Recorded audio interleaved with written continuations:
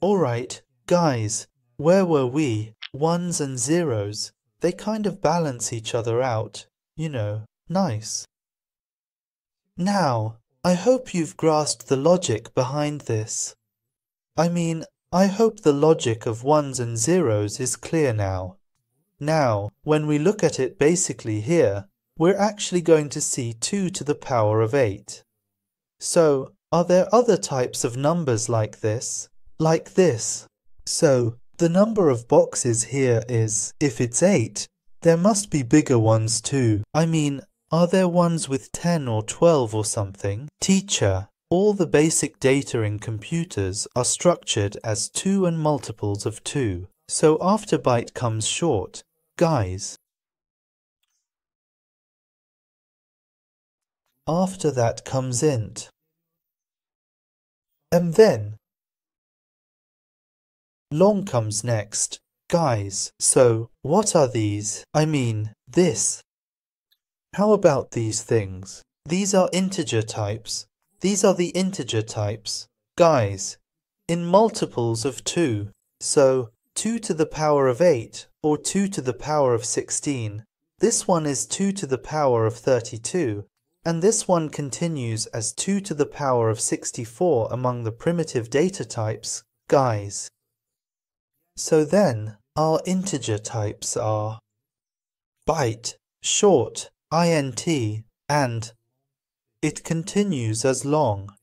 Of course, these have their limits. So, when you have these boxes between negative and positive, what do you do with these boxes using the same logic, guys? These are represented. So, how do we write them? I mean, you write it the same way you write byte, guys, using the same logic. So, if it's byte, then you say short, right? For example, you give the short variable a name. Let me call this short number. For example, let's say, how much? I assigned it a value like this. Good. What else? Int. For example, for int. Let me call this int number. I'm assigning it a value like this. Then comes long. Guys, let's call this one long number. Let's give this one a slightly longer value, like this. Can it go this long? We've set up the long as well. Entered a value that's too long. Alright, so we've finished entering values like this. But there are some nuances here. There are some points you need to pay attention to. We'll be touching on these points, guys. Now, the numerical values you're trying to assign to these here must be within their limits. So, what was the total numeric value for short? 65,536. Around 32,000. For example, if I say 500 it accepts it. If I say 32,600 780 it won't accept them. If I say 50, it will accept it. It accepted 60. Turns out it's 67. For example, 32,000. The maximum value is 767.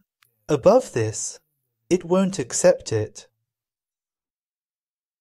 Okay, now here we have our integer value. This one also has a certain value. Again, this one also has a certain limit. Its total is 4 billion, and half of that is a little over 2 billion. Okay, and here we also have a long number. A long number is longer. If I remember correctly, it's something like 9 quintillion. So, why did you put an L at the end of this? Teacher, what is this L? Why did you put it there? I mean, logically, L seems like it's the L from long to us too.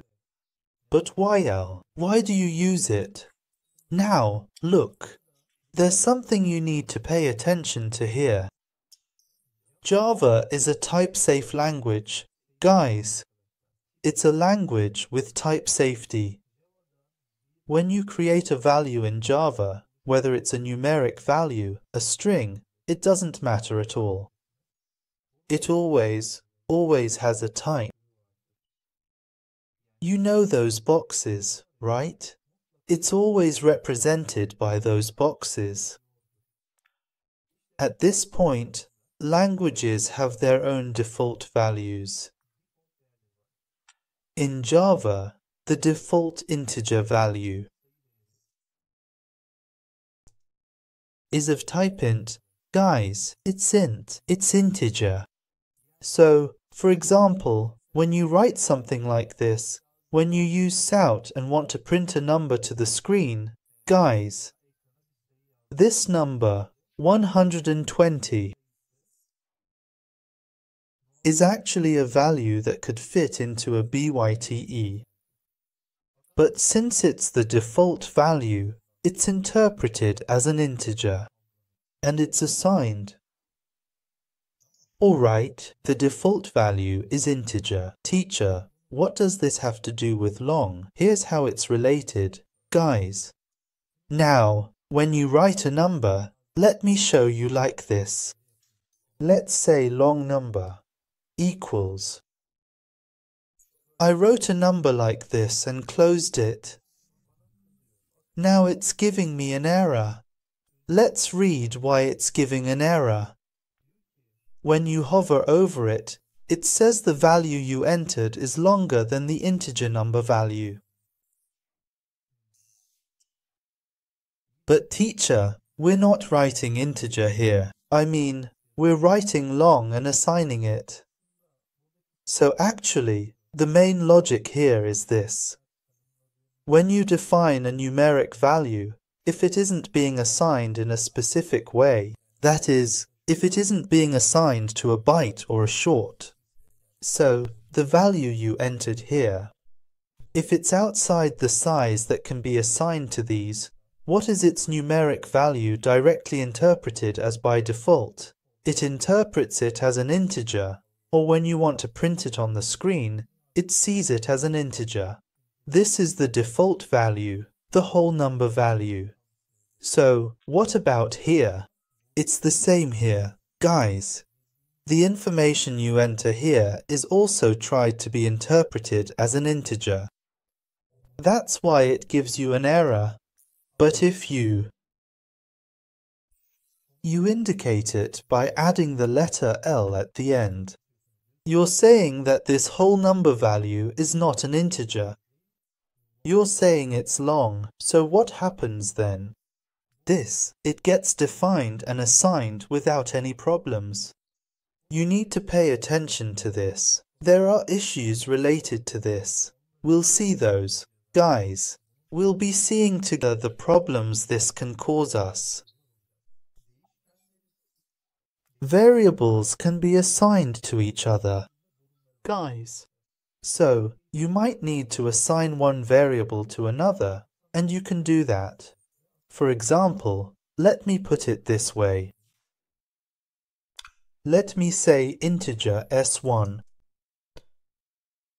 Let me say byte s2, for example. Let me set the value of byte to 10, for instance. Then let me say s1 equals s2.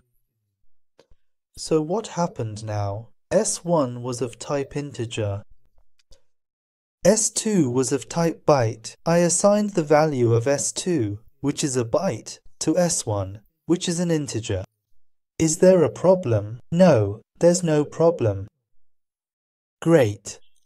It assigned it without any issues. Let's go ahead and print this to the screen as well. Here, I say S1 value plus S1. I'm outputting this. I right-click and run it. Look, here it says the value of S1 is 10. Let's see, was it 10? Yes, I had set S2 to 10. Then I assigned S2 to S1, and I printed it to the screen. Great, so there doesn't seem to be any problem. Alright. What if I try to do the exact opposite? If I try to assign S1 to S2?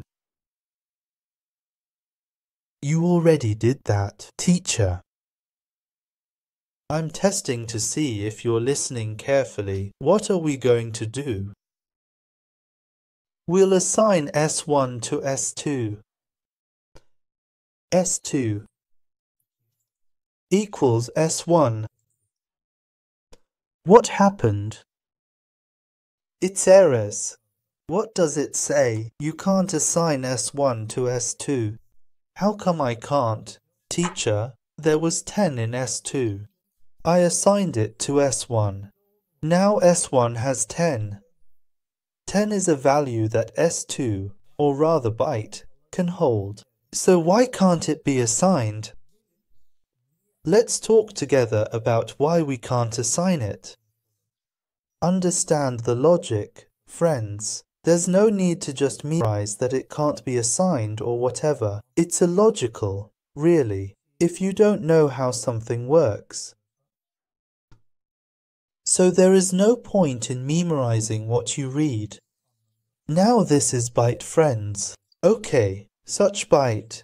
This is the Byte variable. Okay, now to you. What will I show? Interference. Hop didn't happen. I put it like this. It would be better if I made it a little smaller. Is this Byte also okay? I'm taking it now. I put this. It's short now. Then I took this. Then I put this. It turned into quite something. Yes, friends, this is Byte and this is int, friends. Of course, if we make these a bit bigger, it will be more readable. This is the integer variable, and this is the Byte variable. Look, the space taken by the integer variable and the Byte. What did I write? I wrote 5 to this Byte. How do I write 5 to the Byte? I say 1. I say 1. These other fields become 0, like this. Okay. Nice. Now, here's the question. Can a Byte be assigned to an int? Are the number of boxes enough? Yes, an integer has enough boxes to hold a Byte. There's no problem here. All right, same thing.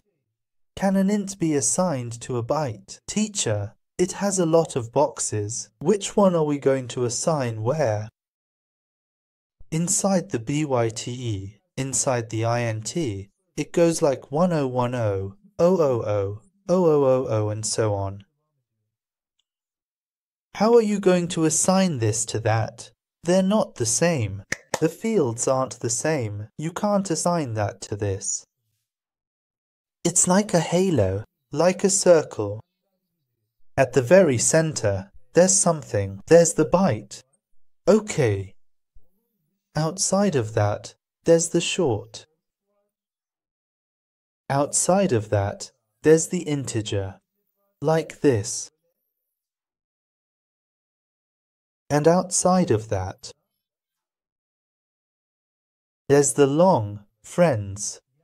So, when you look at it here, since the innermost one is Byte, it can be assigned to all the others. They encompass it. But you can't assign the outer to the inner. Can you assign this to that? You can't. Is that why it's giving an error? Yes. Look, when you hover over it, it'll tell you anyway. Look, it says, I want a Byte type, but what you gave is of a different type. That's why it's giving an error. This can't be assigned to that, but it also warns below. It says, cast expression to Byte. What does that mean? What does this do? If I click it, I wonder if it'll do something. It does, friends. Look now, I'm coming here. Look, I'm coming to the front of this. Open the parenthesis like this, here. I am writing bytes. What you do, teacher? What happened? Q1, what was the type of S1? Integer. Well, S2's type was byte. What needs to be done to assign integer to byte? If I give it to you like this, what would you do if I told you to assign this to that? I would cut it from here. I'm just speaking logically, like pruning a tree. Teacher, I would cut this part. I would assign this part to that. Would that work? It would. I mean, if you think about it in a straightforward way, it works. But teacher, what if there's data in these parts? Then something else comes into play. So, if the value inside the int is small enough to be assigned to a byte, then it makes sense to do this. But what if it exceeds the limits? That means there's something going on there. Let's take a look at what that is. Finally, now let me print this to the screen. Friends, let's call this the S2 value here. Plus I say S2. Look, when I run it now, S1, 10, S2, 10 appeared without any problems. This place is beautiful. Now we come to the point where the incident explodes.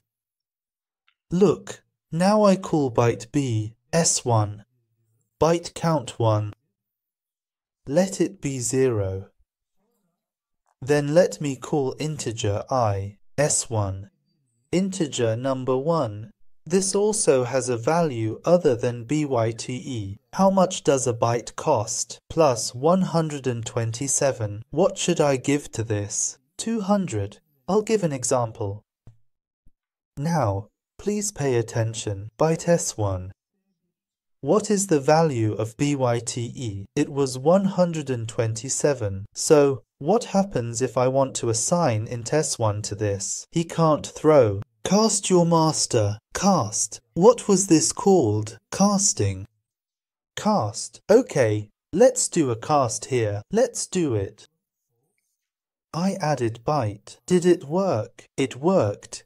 Teacher, look. No problem. No problem at all. Let's print it to the screen and see. Is there a problem or not? Byte S1. Plus BS1.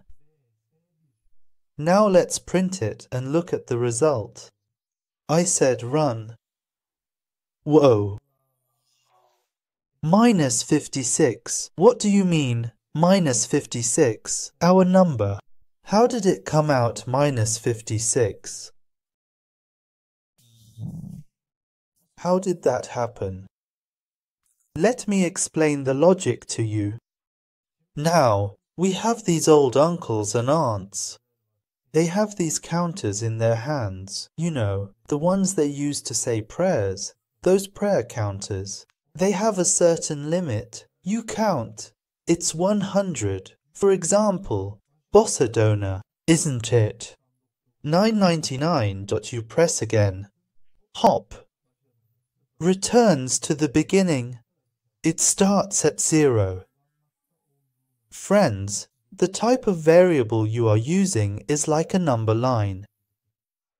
So it starts from scratch. It goes to 127. And then there's minus 128 right here. Look, now when you assign 200 here, friends, when you try to assign 200 from integer to byte, 127 steps here. It doesn't go further in this direction. What does it do?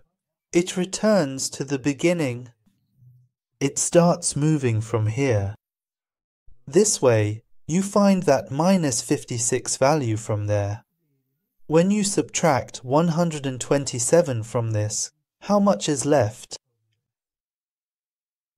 Is it 3, 7 left from here? You subtract this from here as well. Of course, there's one more value here. For 128, there's one more value, going negative, minus 56. I'll enter 128. It's simpler and makes more sense. You come to 127, 128. This is the step. I'll do it like this. Use 130. It moves 3 units, 128 to 126. Let's see, what was the result? Minus 126. Got it. The logic is clear. It has a certain way to it. It operates within a certain rule, within a logical framework. Everything. What's important is that this is explained to you correctly. Ones and zeros. If you know that these are used this way, if you understand why they're used like this, why they're used this way in memory, it makes sense. So, another question that comes to mind. Teacher, why are there so many different types of variables? What's the point? Just slap on along and move on. Guys, can you see the number of boxes for integer? There are 32 boxes. If you think about long, 64, the screen isn't enough. The screen goes off toward my other monitor. You're storing numerical values. For example, you get an application where you'll store a maximum of 200 values. Why would you store that as a long? I mean, normally. Why would you store something you could keep with 16 boxes using short, with 64 boxes, 4 times as much? Sir, what happens if we do store it like that? It bloats the RAM.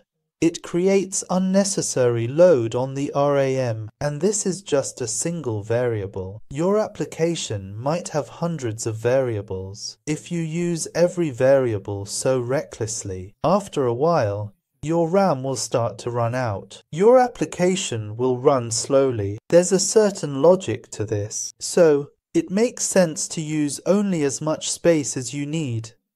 That's why these things exist. It's always logic, always memory. Memory usage, logic. We'll always stay within this framework. I'll explain the logic behind it to you. Writing code is simple. Everyone does it. Go on YouTube. Many people teach. But no one explains the logic. Deal. See you in the next lesson.